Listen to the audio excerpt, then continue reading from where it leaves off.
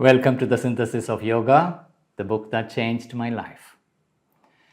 In our previous episode, which was episode number 61,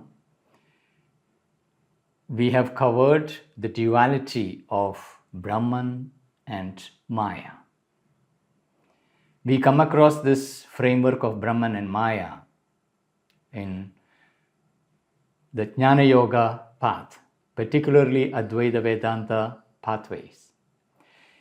And this challenge of this duality where only the Brahman is real and the world is an illusion, Maya, provides a particular challenge to the seeker.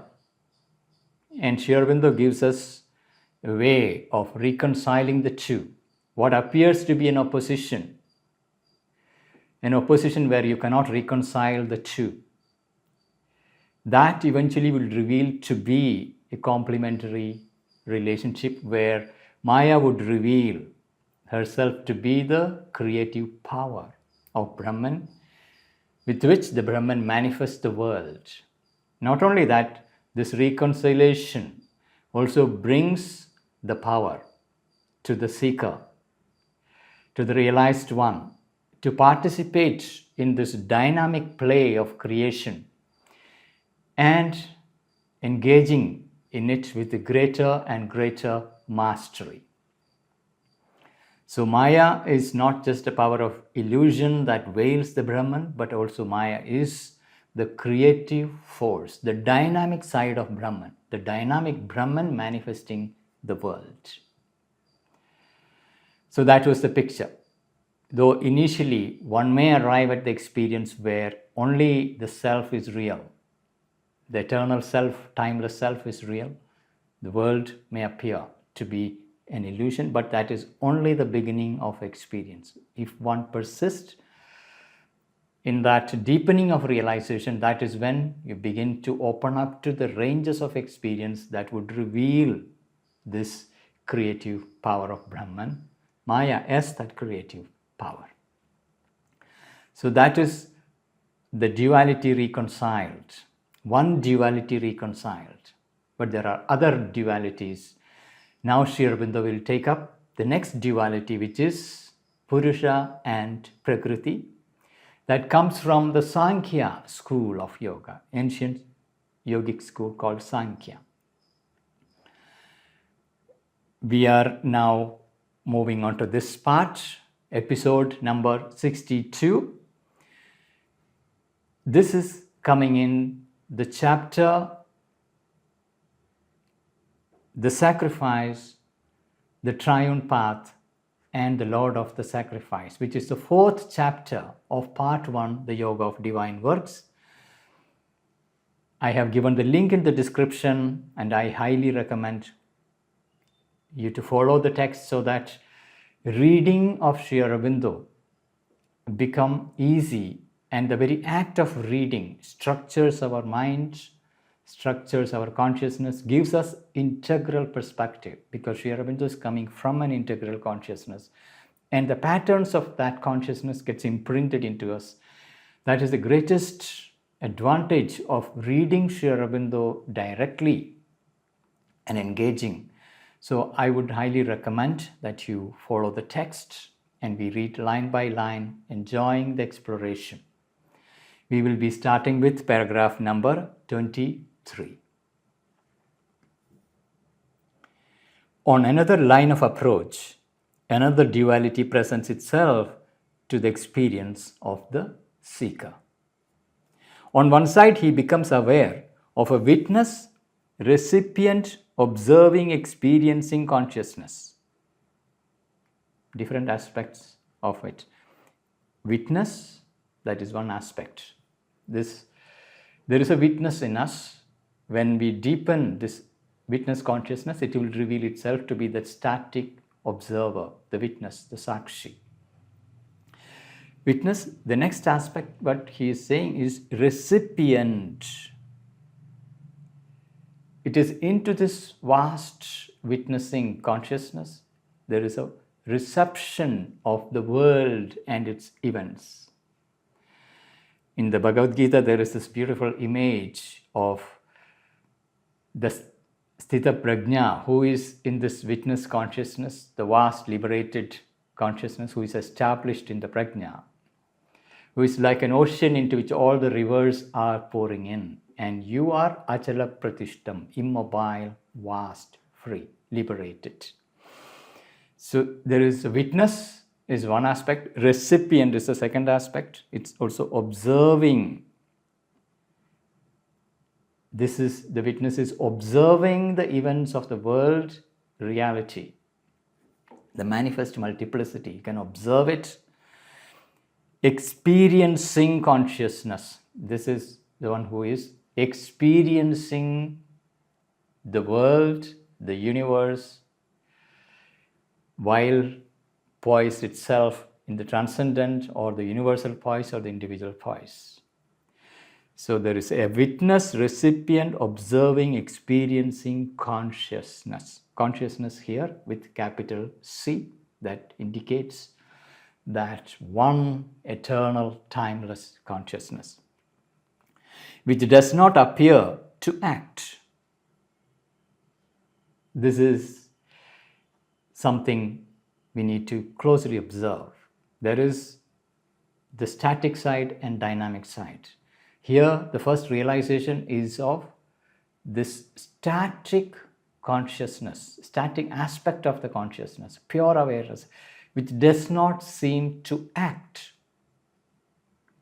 Which is when the experience deepens into the static self, you arrive at this experiential understanding that there is no doing at all. It is pure being. There is no action. There is nothing to do. It does not appear to act. And it's a real experience which does not appear to act, but for which all these activities inside and outside us seem to be undertaken and continue. All these activities inside and outside us. So when we observe, there are activities happening inside us.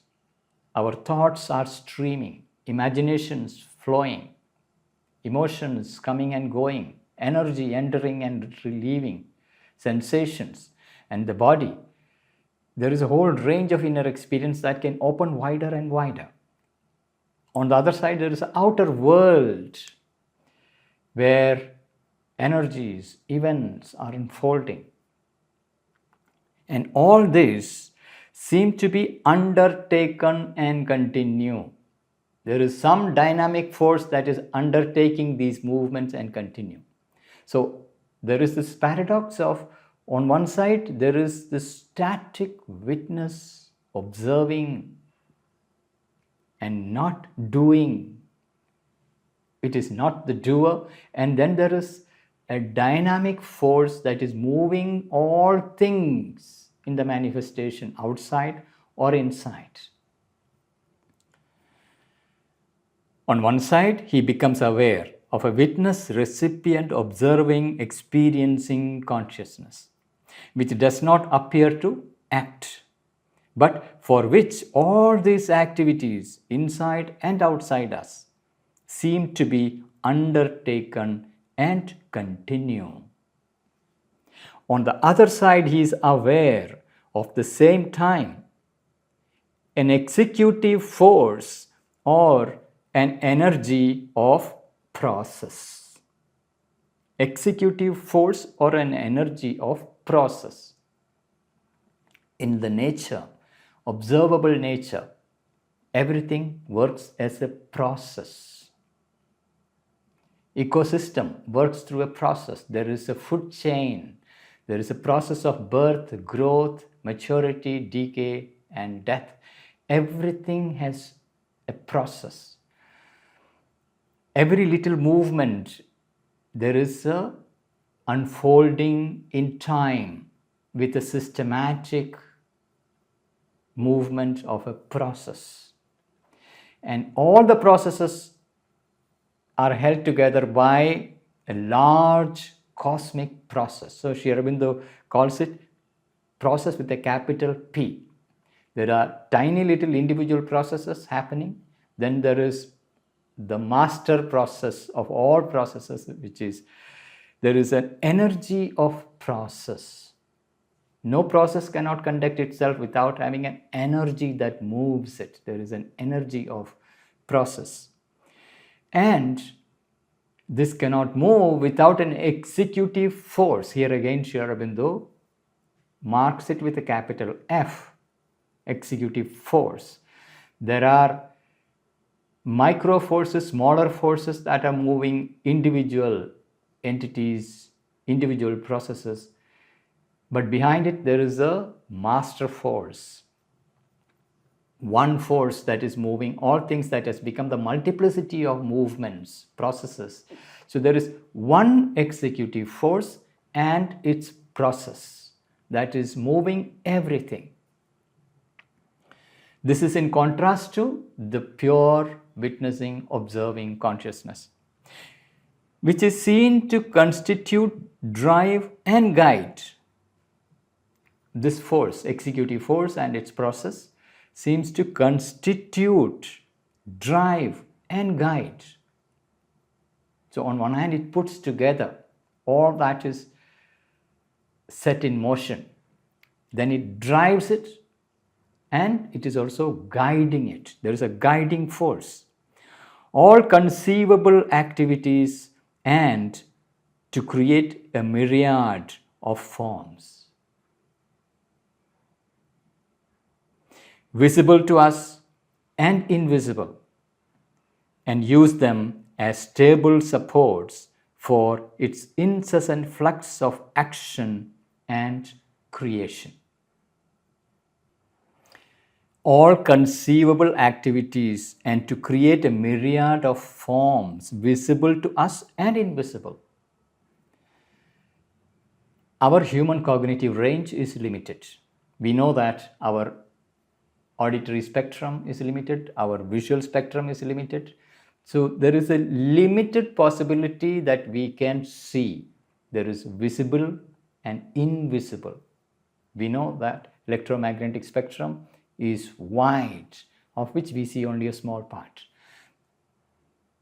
All the invisible activities or visible activities, everything is carried forward, constituted, driven, and guided by this executive force and its process, and use them as stable supports for its incessant flux of action and creation. All the forms are like standing waves that gives a kind of a stability to form. When we look at our human body, it seems to be stable, unchanging. When we look at in a short time scale, when we keep looking at a human body, it looks like it's not changing. But when we meet the same person after 10 years, you see that person has changed. We look at a plant, it looks like it is not changing at all. But you come back after a week, it has changed. So on one hand, forms looks like stable, but behind the apparent stability of forms, there is a process of continuous change. So, as all conceivable activities and to create a myriad forms visible to us and invisible, and use them as stable supports for its incessant flux of action and creation. So this executive force and its process is using stable forms and its processes as a support for its incessant flux of action and creation. So there is a manifest world, it's a complex creation, and it is continuously in flux. What is the purpose of this process, this flux, this continuous creation? It has, whether it has a goal. We know that modern science discovered an evolutionary process that is unfolding. Things are moving from simple to more and more complex forms. So it's not just incessant flux and creation, it is directional. There is a movement, there is an evolutionary process. Forms themselves are evolving, and behind it, the consciousness itself is evolving. So, we have on one side the static witness, on the other side, the executive force and her processes, which is using stable forms, but it is something that is continuously changing. There is a continuous flux and creation with a certain direction. So on the other hand, he is aware of this at the same time of an executive force or an energy of process, which is seen to continue, drive and guide all conceivable activities, and to create a myriad forms visible to us and invisible, and use them as stable supports for its incessant flux of action and creation. Entering exclusively into the witness consciousness. Now, this is something in the process of our inward journey or expansion of consciousness, what we can do. Entering exclusively into the witness consciousness. In fact, that is the very first thing to do. Entering into the witness consciousness. Entering exclusively into the witness consciousness, he becomes silent, untouched, immobile. This is the movement of liberation of consciousness. The pure awareness disentangling itself from the identification with the world of forms outside, with the events of the world happening outside. Again, further disidentification with the body itself, my own body. I am disengaging with the body. I am disengaging with the sensations, disengaging with the energy impulses for action, and disengaging from emotions, disengaging from thoughts.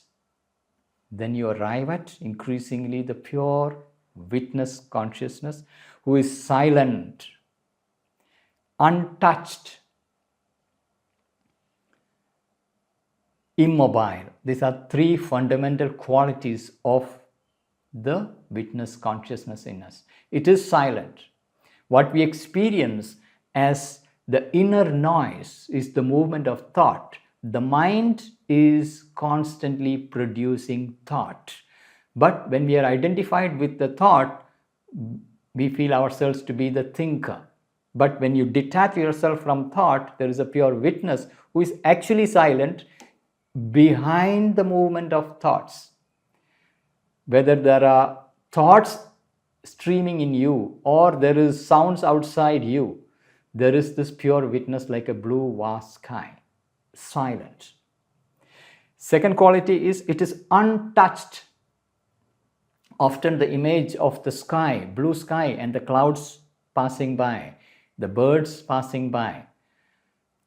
This imagery is used to describe the relationship between this pure witness consciousness and the movement of thoughts, emotions. They come and go, they don't touch you. And it is also immobile.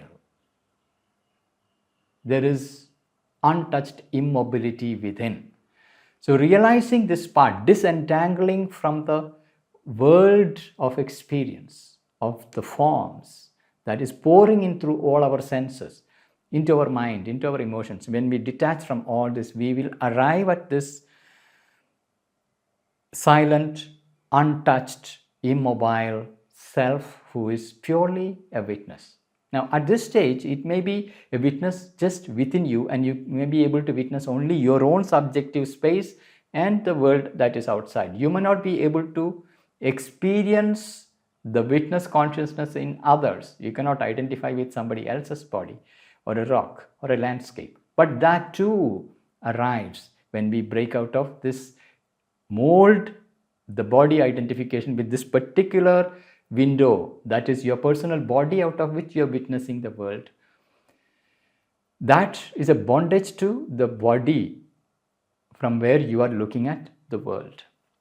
So entering exclusively into the witness consciousness, he becomes silent, untouched, immobile.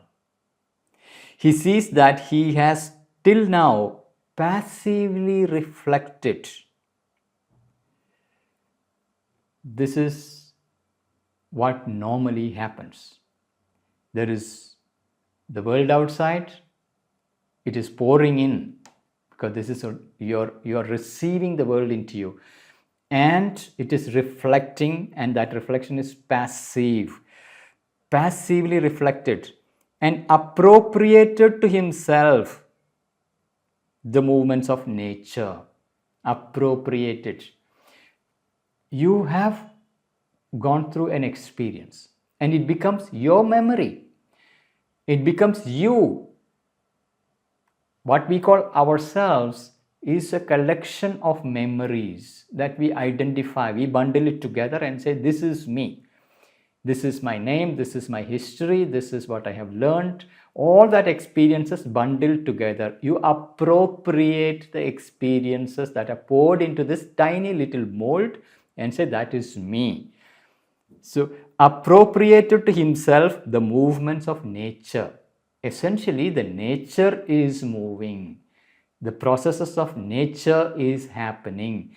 Out of that, a small portion is appropriated, gathered, collected, and claimed to be, it is mine, and this is me.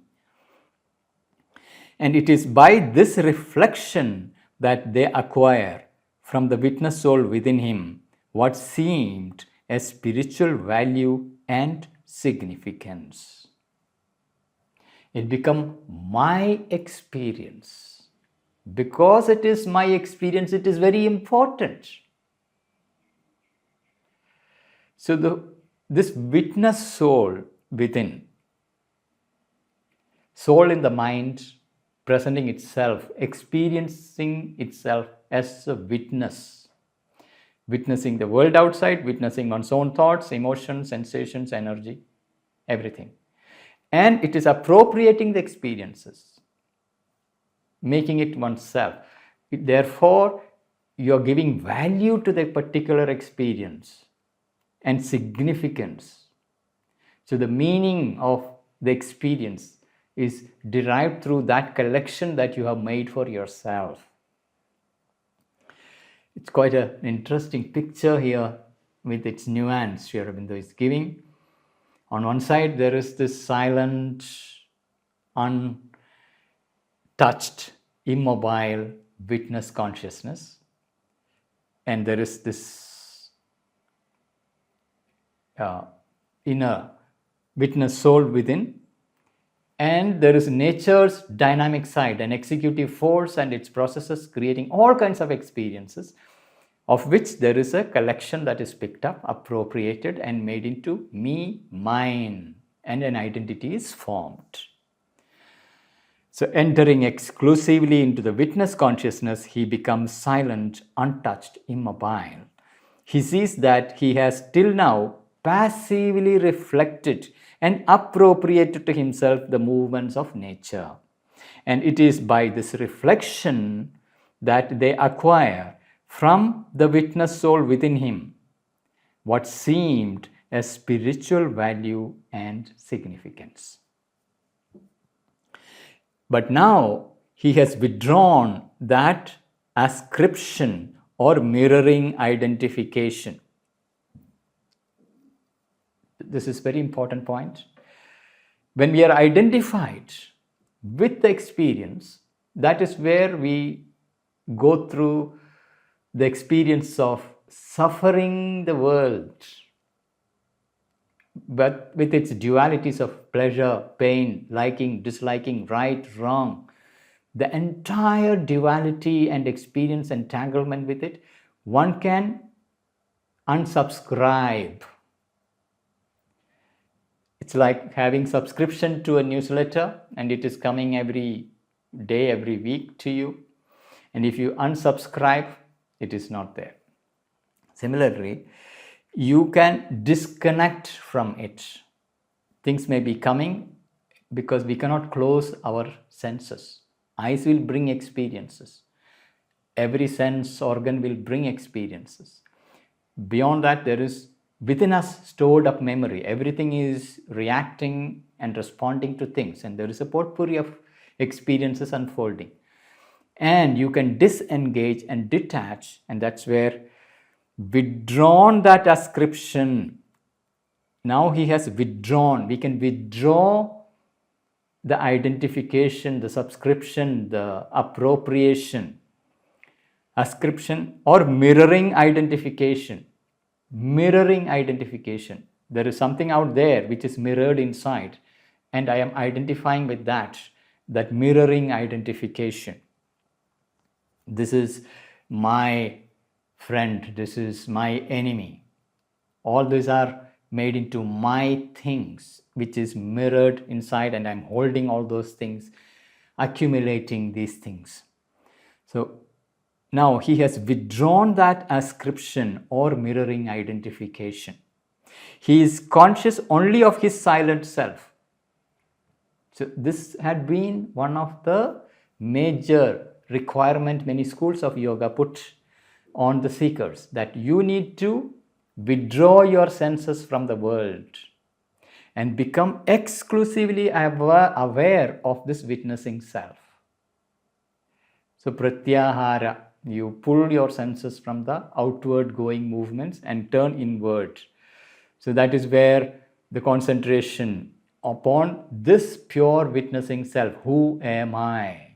Stripping off all the thoughts, emotions, sensations, everything. Who am I, this witnessing self?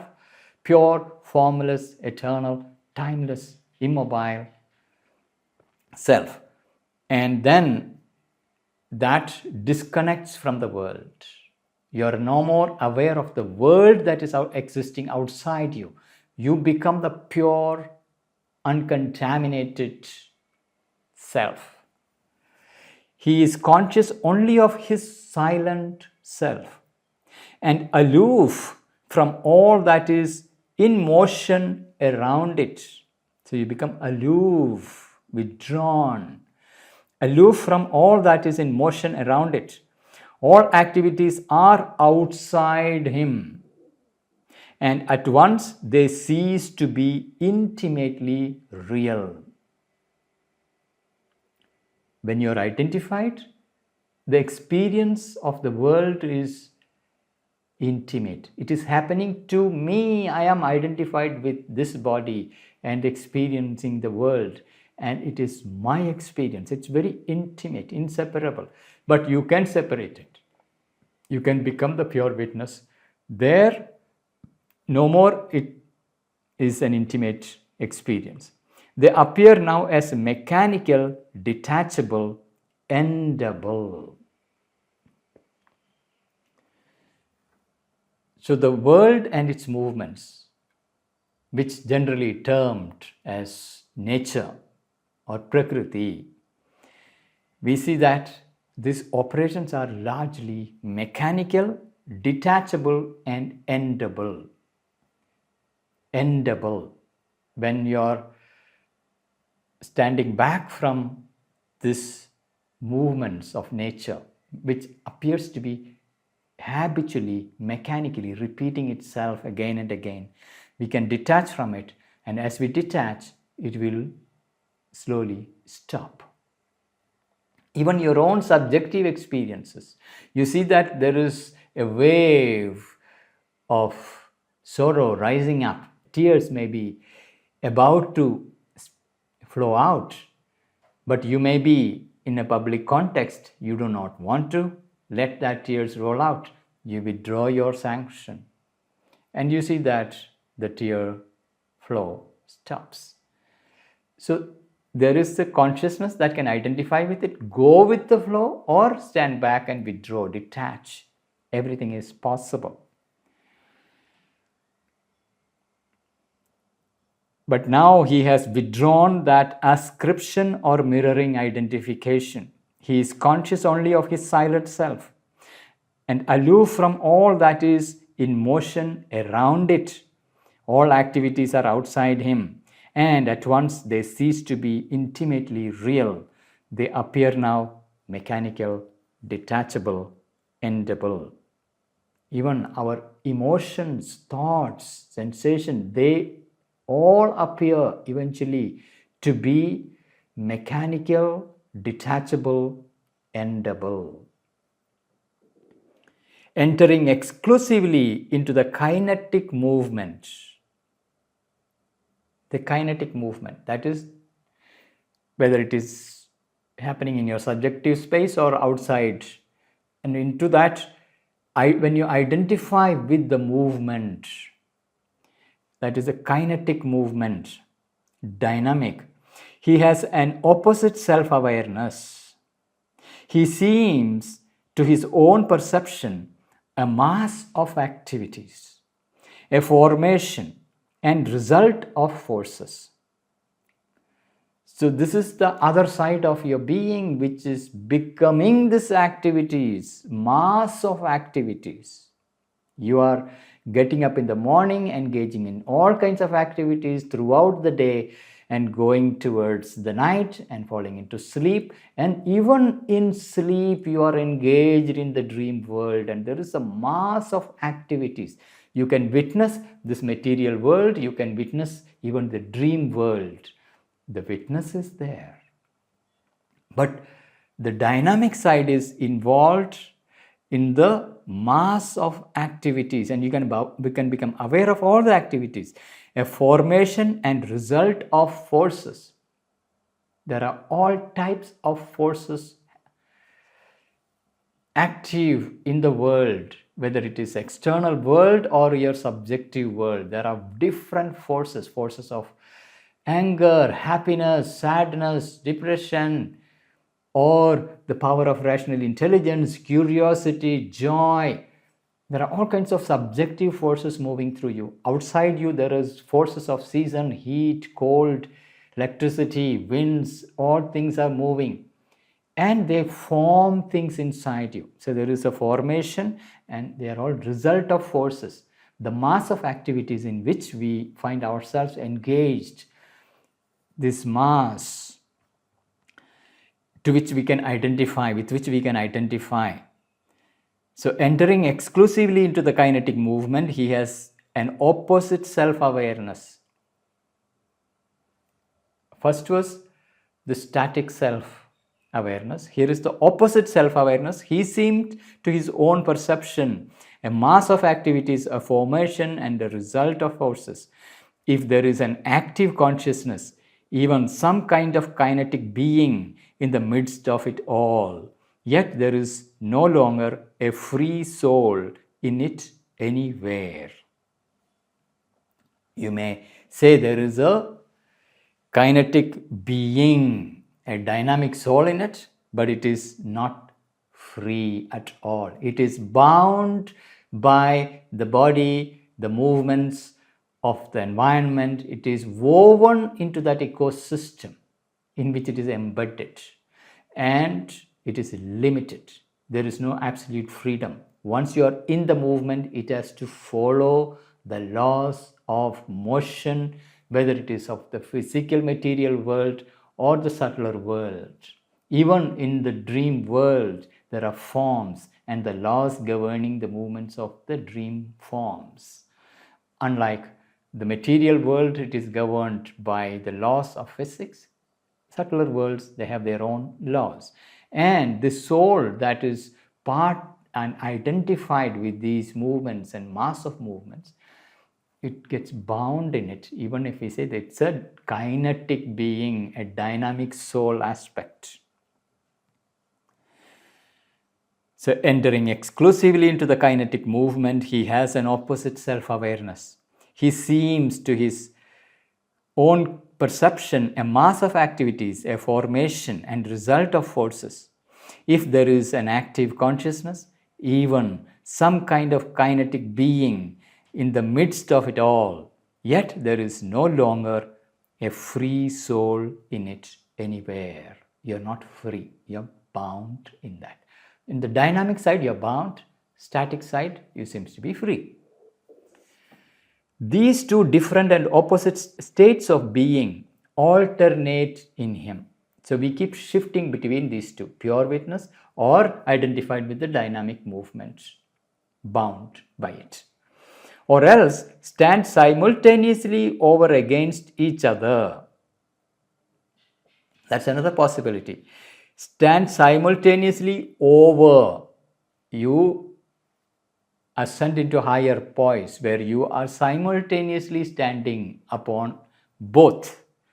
Stand simultaneously over against each other.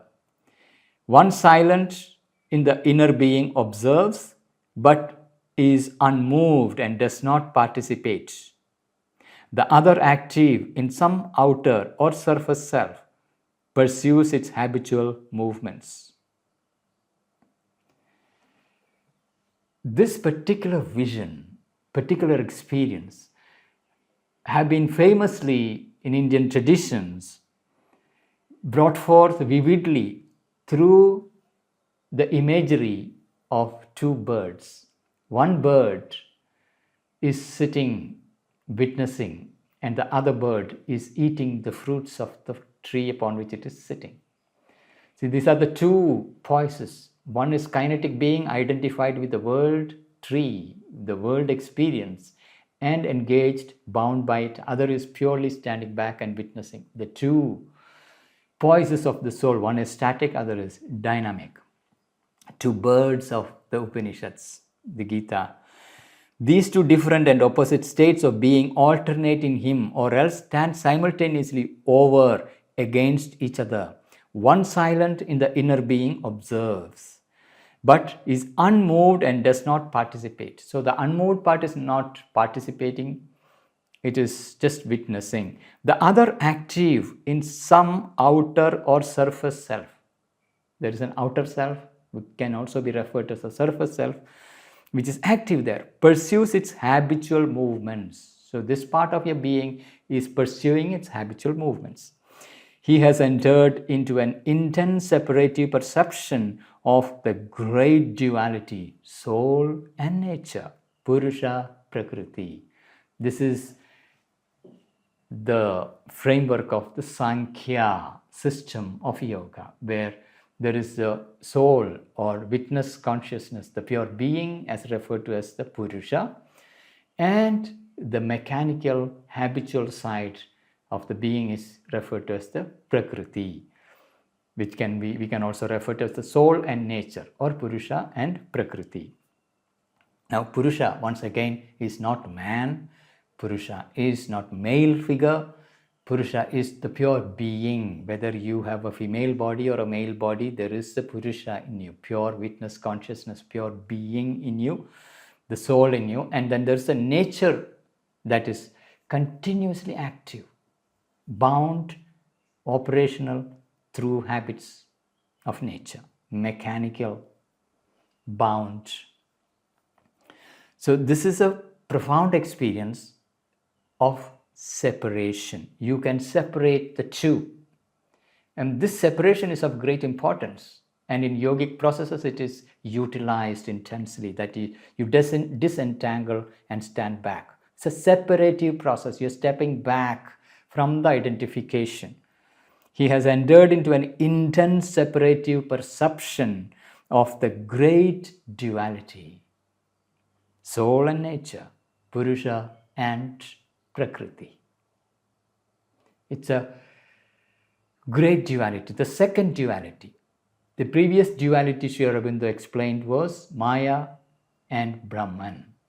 There also we saw that in the first experience, Maya appears as an illusion, world as an illusion, and only the Brahman is real. Here too, in the second experience, it is the material nature appears to be mechanical, habitual, and there is this pure witness consciousness standing back. And this separation is very important. It is liberative, separative perception of the great duality. Now, we will go deeper into this particular duality and its reconciliation.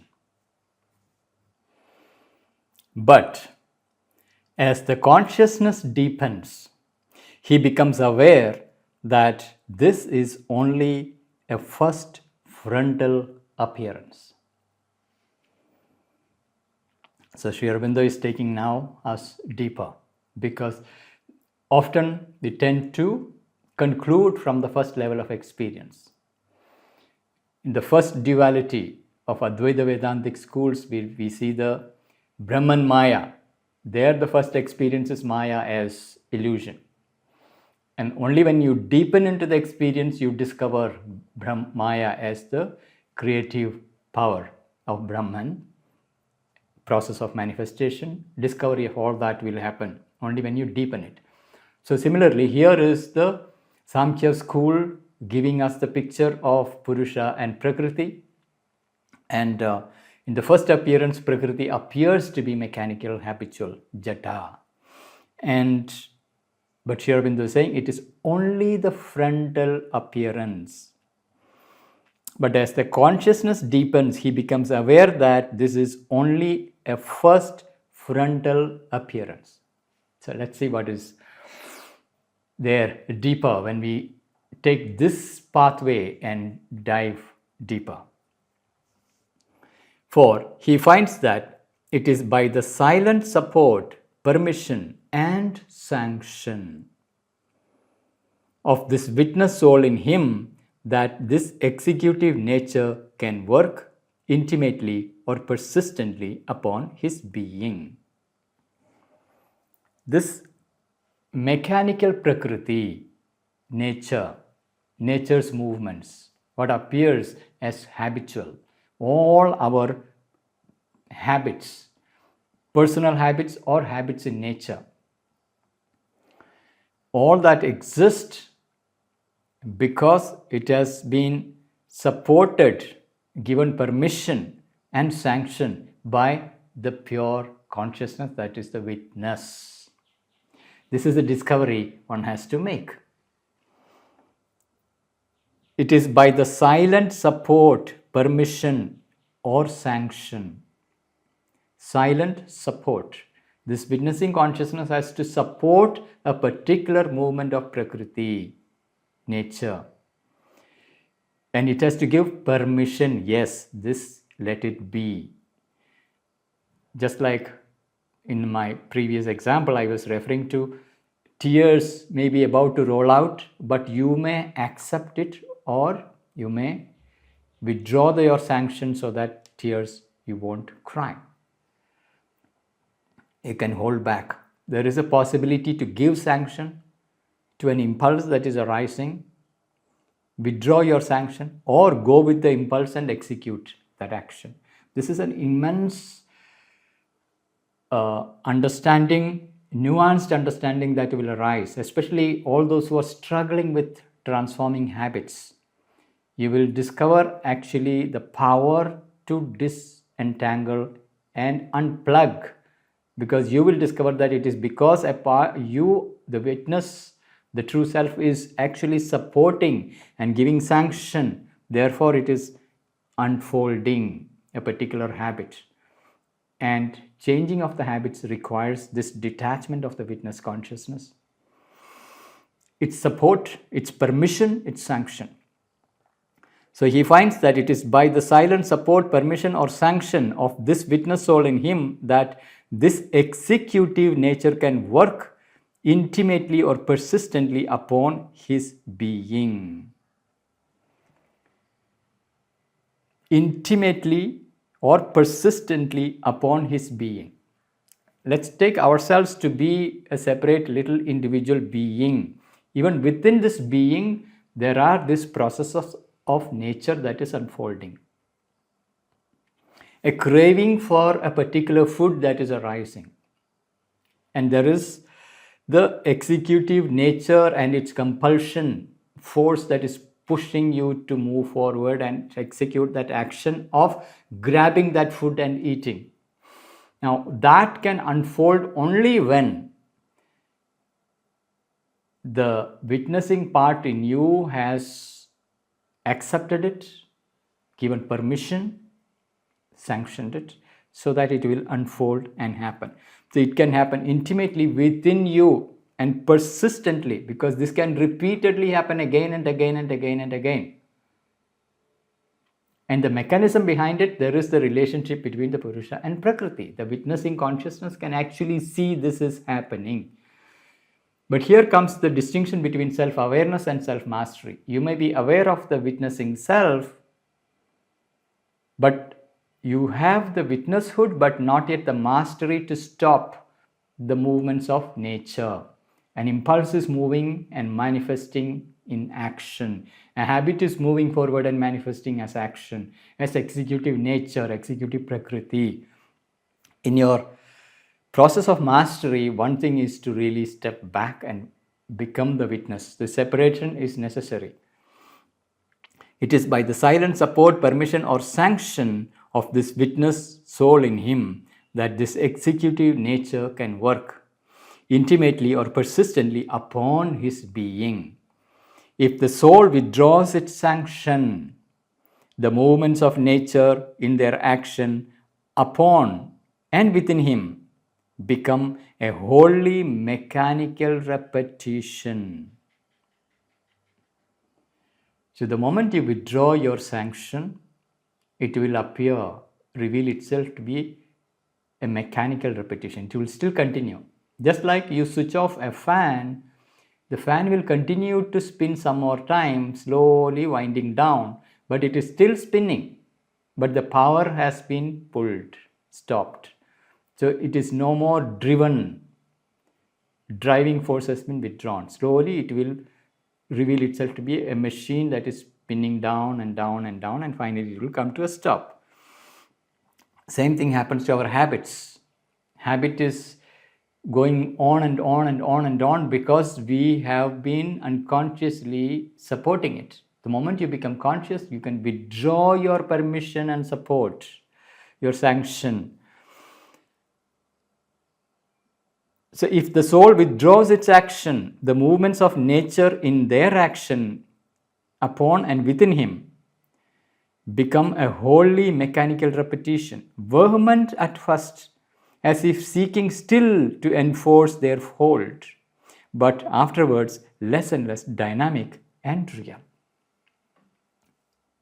So initially, when you withdraw your sanction to a particular habit, you might find that this habit become more vehement, more persistent, more insistent. The reason why you experience it is because before it was habitual unconscious. Now you're conscious. You're paying more acute attention and you're realizing that you're not able to stop it and it is compelling you to do in spite of your awareness that this should not be done.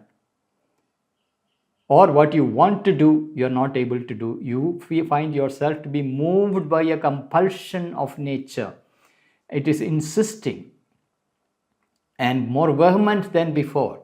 It's not actually more vehement. It is just that now you are conscious and you are struggling against it. You're trying to stand back from it. So it appears to be more vehement than before. Vehement at first as if seeking still to enforce their hold, but afterwards less and less dynamic and real. So the dynamism of the movement of that habit slowly weakens and it becomes less and less real because it loses its steam and it runs out of steam and gradually wither away, fall away. So all habits are held in place, whether it is habit of thought, habits of imagination, habits of emotion, habits of sensations, energy, impulses, action, all these are bundle of habits. They are held in place through your sanction, your permission, your acceptance. And when you pull back and you stand back, you are now aware, you have self-awareness, but not yet necessarily self-mastery. Therefore, the wheel is still running habitually, but it will gradually run out of steam and slow down and wither away and fall away. For he finds that it is by the silent support, permission, or sanction of this witness soul in him that this executive nature can work intimately or persistently upon his being. If the soul withdraws its sanction, the movements of nature in their action upon him and within him become a wholly mechanical repetition, vehement at first, as if seeking still to enforce their hold, but afterwards less and less dynamic and real. More actively, using this power of sanction or refusal, he perceives that he can slowly and certainly at first, more decisively afterwards, change the movements of nature. So this is the movements towards self-mastery. Initially, it is slow, and afterwards it becomes decisive, fast. There are people, the moment they realize that this is a wrong movement, the strong will of the witness consciousness steps in and says, no, I'm not going to do it. And that's the end of the habit. Whereas many people, when the will is not developed, it is hard. You realize that this is something that you should not be doing, and yet the habit continue. But gradually, as you develop the power to stand back, withhold your sanction, withhold your support, then slowly it will wind down and stop. Refuse to participate, refuse to identify with the movement, refuse to supply your energy. More actively using this power of sanction or refusal, he perceives that he can slowly and certainly at first, more decisively afterwards, change the movements of nature. If one believes that a particular movement cannot be stopped, and that's one of the fundamental reasons why many people are unable to stop some of their habits. They believe that it is not possible. I can't do it. And the more you believe that I can't, then you can't.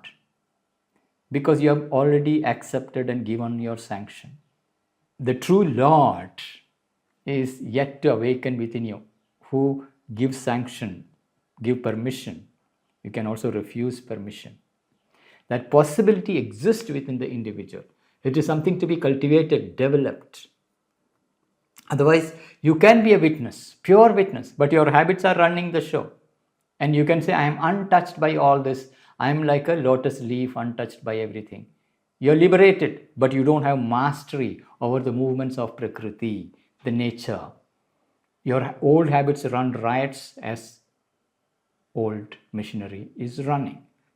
And you have not yet withdrawn your sanction. It is running. Unless you withdraw sanction, your permission, it won't stop.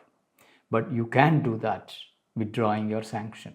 For that, standing back from the attachment identification is absolutely necessary. Eventually, in this witness soul or behind it is revealed to him the presence of a knower and master will in nature. Both knower and will in nature is made capital, knower. This is the Lord of the sacrifice Aurobindo is referring to. The knower with capital A, the will, capital W. Eventually, in this witness soul or behind it, what we have experienced ourselves as a witness soul is still the surface being, which we can become aware in the mind. Behind it, there is a greater self, a subliminal self. That's why Sri Aurobindo is giving two different indicators here. Eventually, in this witness soul or behind it, our greater self, which goes beyond the identification with this body, there is a greater self, greater witness. Like in the Kena Upanishad, we can say that witnessing self, the tracing of that greater witness. Keneshitam padati prekshitam manaha, propelled by whom my mind is going after its objects. Who is the seer behind the seeing, hearer behind the hearing? So tracing back into the witness, who is behind all this. Revealed to him the presence of a knower and master will in nature. There is a master will in nature. And all her activities more and more appear as an expression of what is known and either actively willed or passively permitted by this Lord of her existence. Here she is the Prakriti, the nature. Within nature is the Lord, the witnessing consciousness, pure consciousness, who is actually the master, who has given expression to all these movements of what is known and either actively willed or passively permitted. Actively willed, that is, you choose to create a form of movement. You can will it.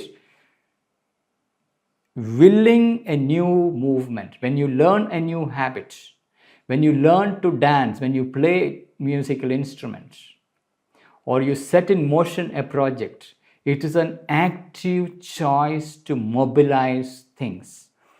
That is an actively willed movement, or passively permitted. Someone else has moved something and you're accepting it. Yes, I want to go with it. Just like you get into a train and the train will take you, but it was your choice to get into that train, which is going to its destination. So either actively willed or passively permitted by this Lord of her existence. Her existence of nature, your subjective nature, all the outward objective nature, all the movements of nature that has been actively willed or passively permitted by the Lord, the witnessing being within nature, pure soul within nature, the Lord. But the Lordhood, the mastery, has to be recovered in our outer self.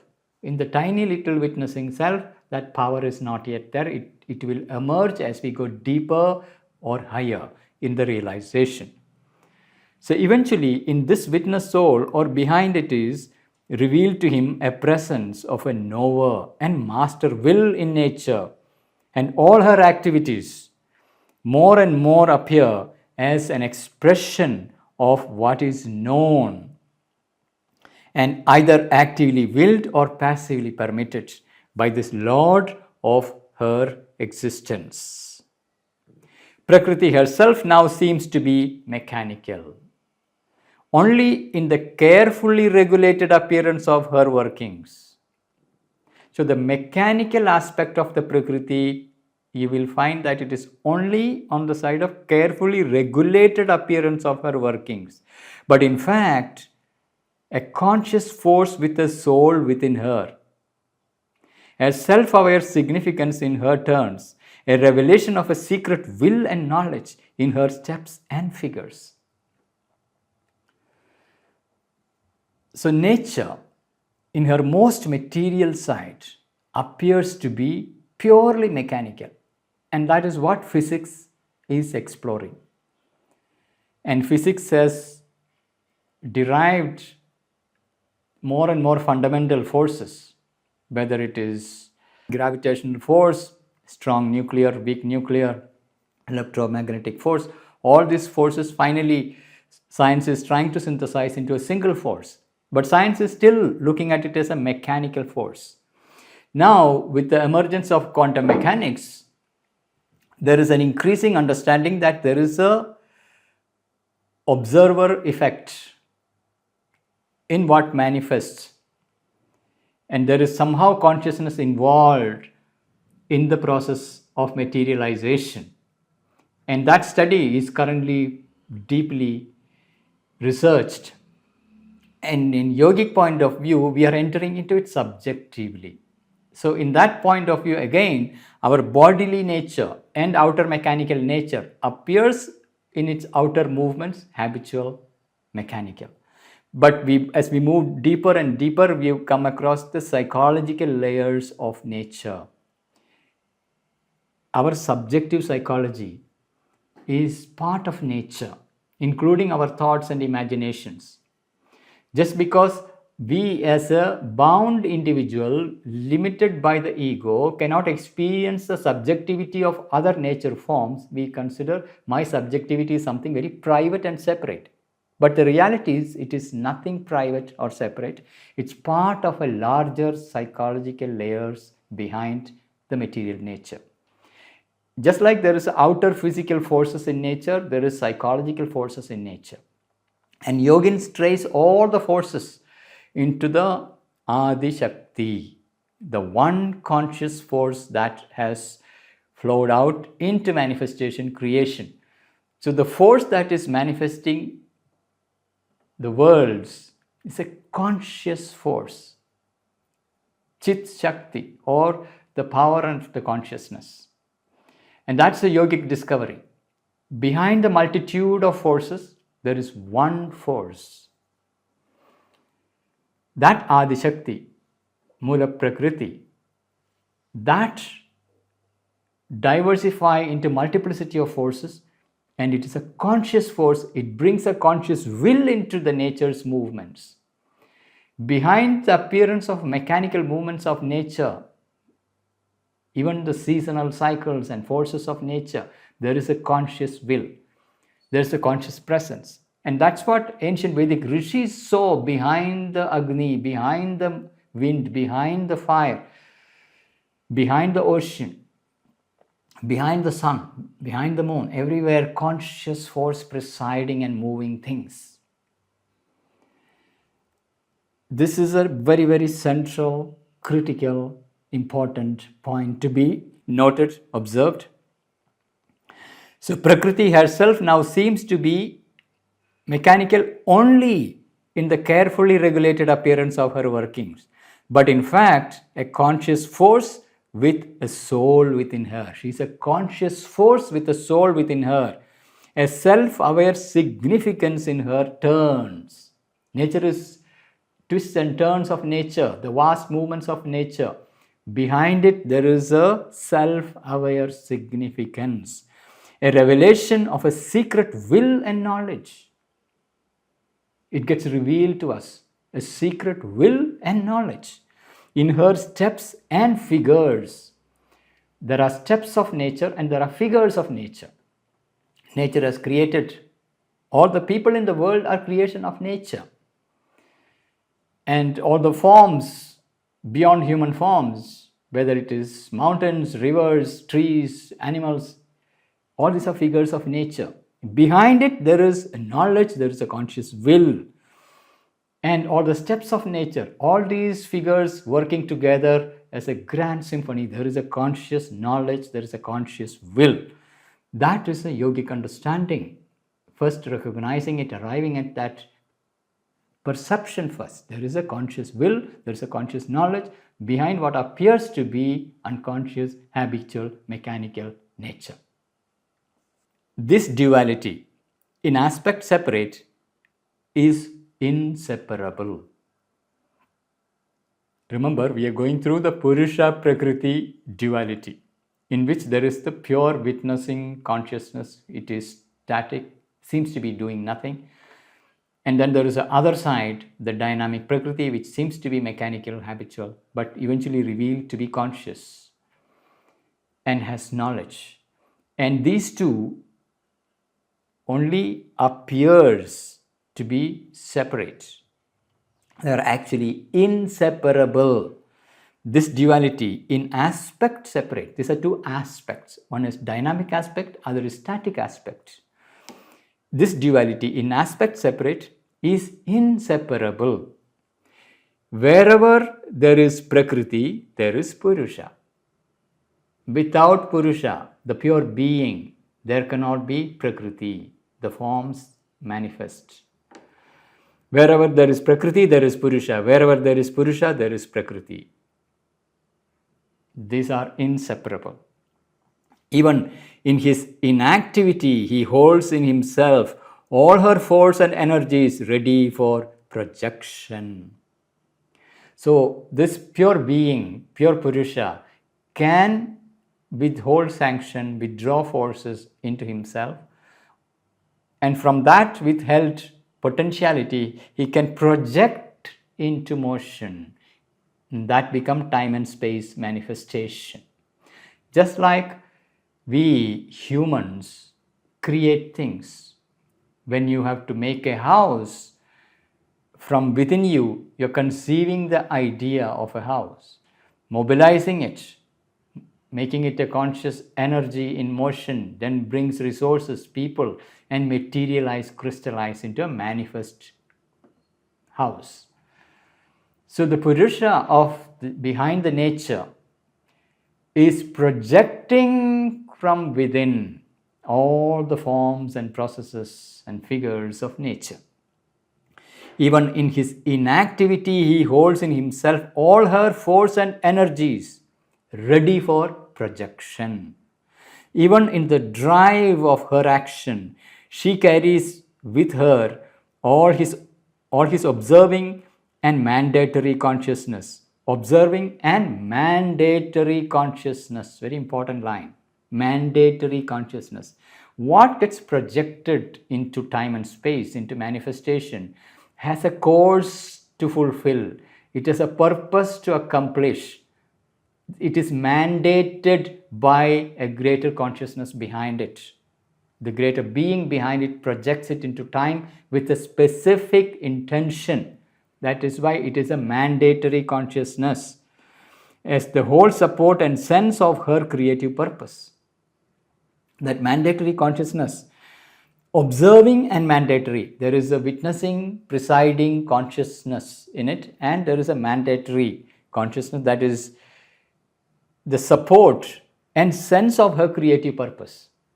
Nature has a purpose. This is the central point Sri Aurobindo is bringing in. There is an evolutionary process that is unfolding, and there is a yoga of nature, and nature has a purpose, and her purpose is to manifest the divinity that is already is her source. Bring it out in manifestation, that is her purpose. And for that, all the millions of figures of nature are projected from the deeper consciousness into time and space, and each figure of her movement and her process, behind it, behind that executive force, there is a conscious knower and a mandatory will that will guide it, that will lead it towards its intended purpose. Whether it is of an individual form or a collection of forms or a society or a civilization, and its rise and fall, everything is set in motion from that deeper consciousness of the being presiding over it, projecting into time and space the million movements of its manifestation in time and space. Even in his inactivity, he holds in himself. He is really the Purusha, the witness consciousness.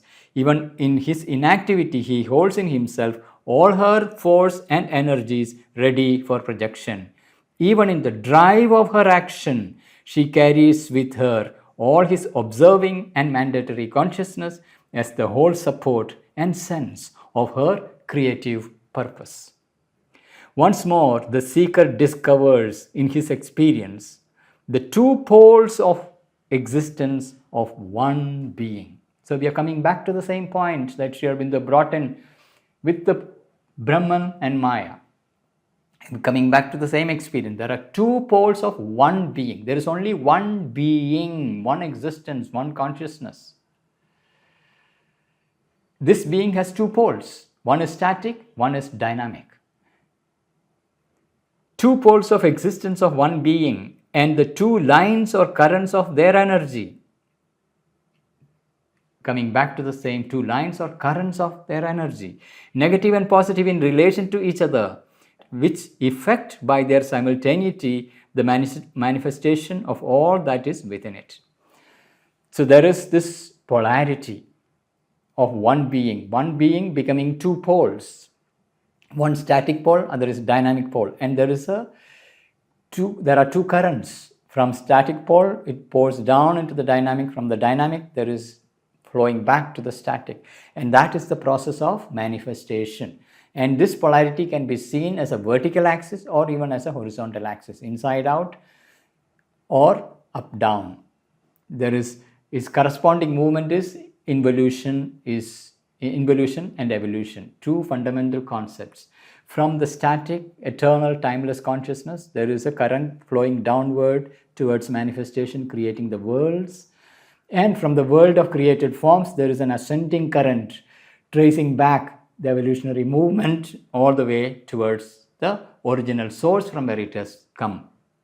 So once more, the seeker discovers in his experience the two poles of existence of one being And the two lines or currents of their energy, negative and positive, in relation to each other, which affect by their simultaneity the manifestation of all that is within it. These two currents are simultaneous, and together they manifest the worlds. So we discover the process of manifestation from the formless to the form, from timeless to time.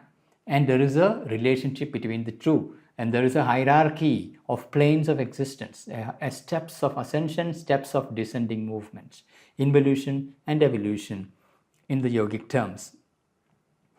Here too he finds the separative aspect is liberative.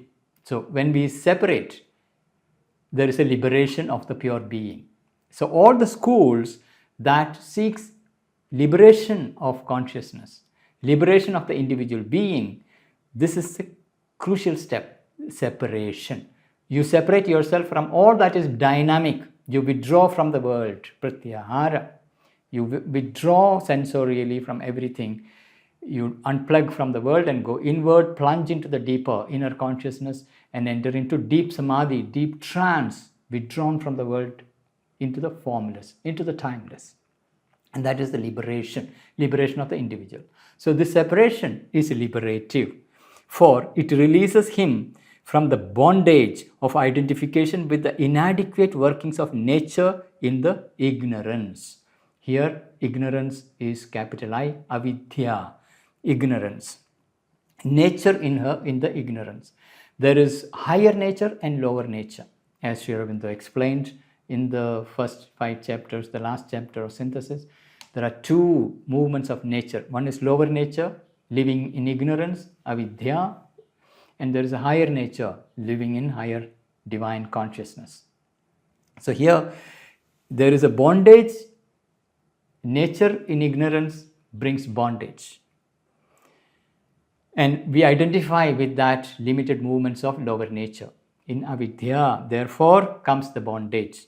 And this liberative movement withdraws from this bondage, liberates itself into the pure, timeless, eternal, uncreated self.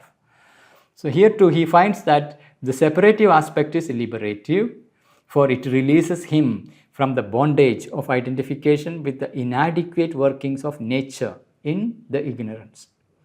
The unitive aspect is dynamic and effective. So these are 2 different ways we can approach yoga. One is liberative, separative, which is liberative. Unitive, that is dynamic, it is creative.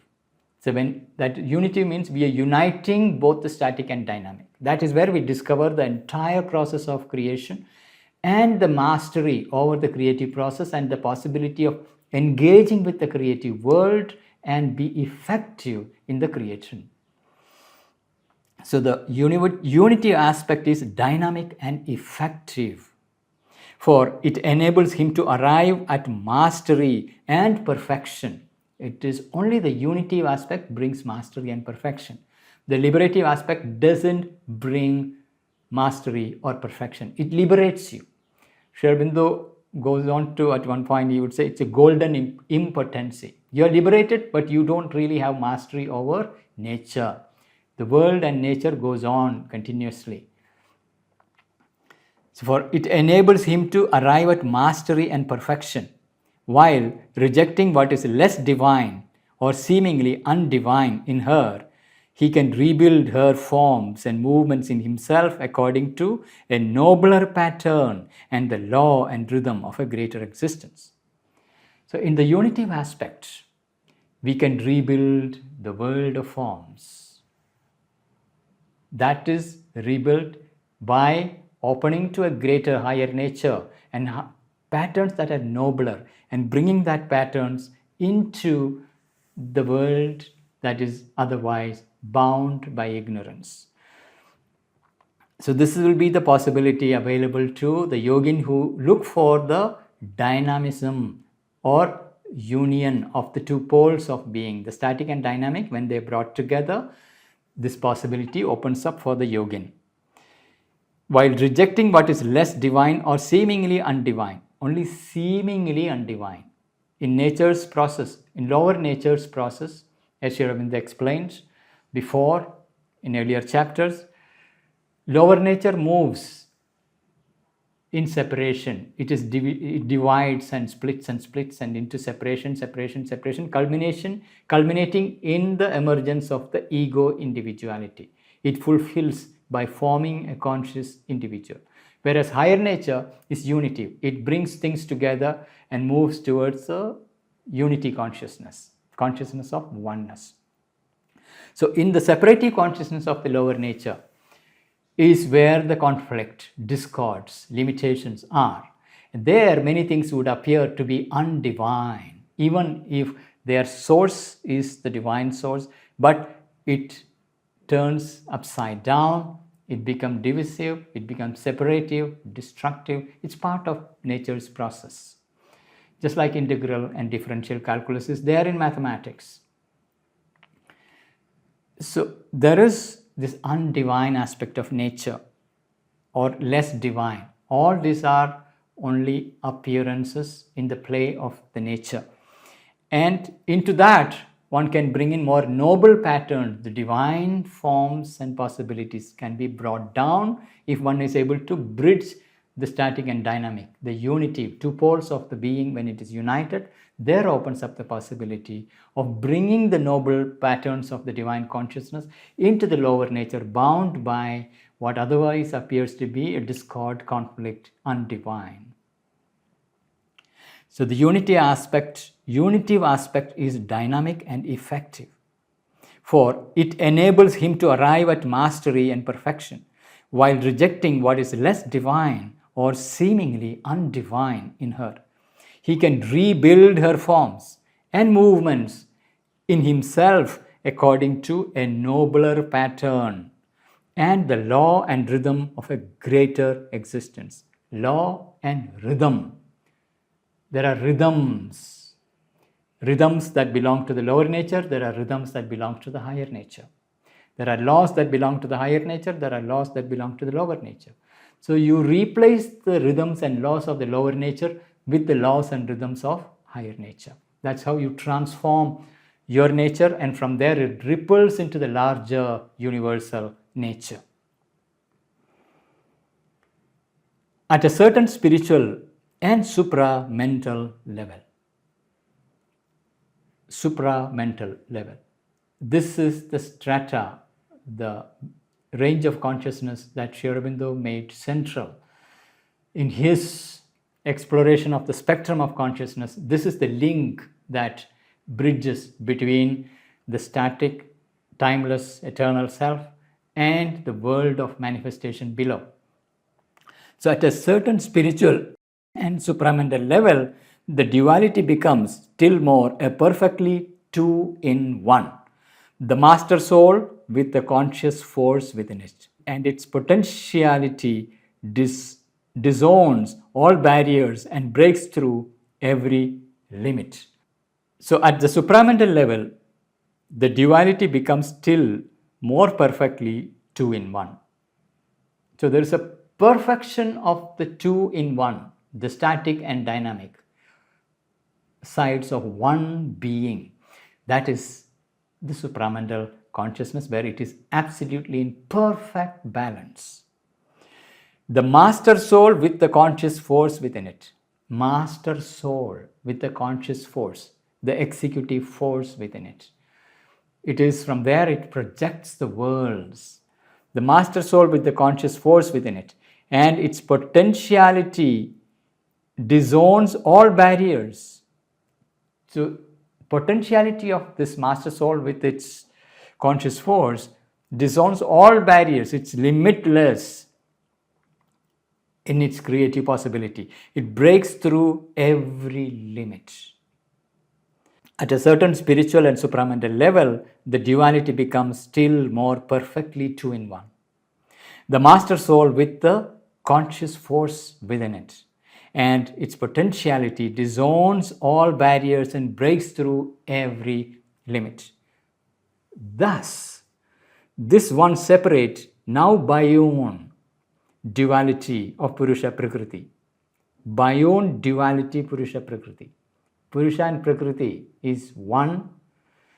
It is Bayun. Bayun is one being in two aspects. Thus, this one separate, now Bayun, duality of Purusha Prakriti is revealed to him in all its truth as the second great instrumental and effective aspect of the soul of all souls, the master of existence, the Lord of the sacrifice. In the previous aspect, there was Brahman and Maya revealing themselves as the first framework. And here, the Purusha Prakriti reveals itself to be the second great instrumental and effective aspect. It is instrumental and effective aspect. There is an instrumentation of the master soul, soul of all souls. It has certain instrumentation through which it manifests the worlds. Purusha and Prakriti is that framework in which there is this whole ladder of transmission between the two, these two poles coming together.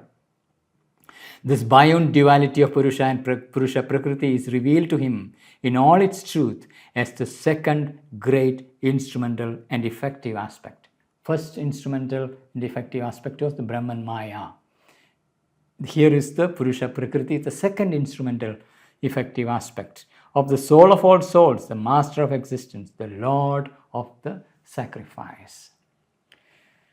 Remember, this chapter is the sacrifice, the triune path, and the Lord of sacrifice. Triune path is the path of knowledge, path of love, path of action. And in all this, there is Lord of sacrifice. And Sri Aurobindo is distilling out the Lord of sacrifice, whether it is entered through the Advaita Vedantic framework of Brahman Maya or Sankhya school framework of Purusha Prakriti, you will come to discovery of this instrumental dimensions of one being in two poises, static and dynamic, presided by this Lord of sacrifice. So with that, we come to the end of this episode. Please do subscribe to our mailing list. The link is there in our description. And also subscribe to the channel so that you get the notification. See you next week. Thank you.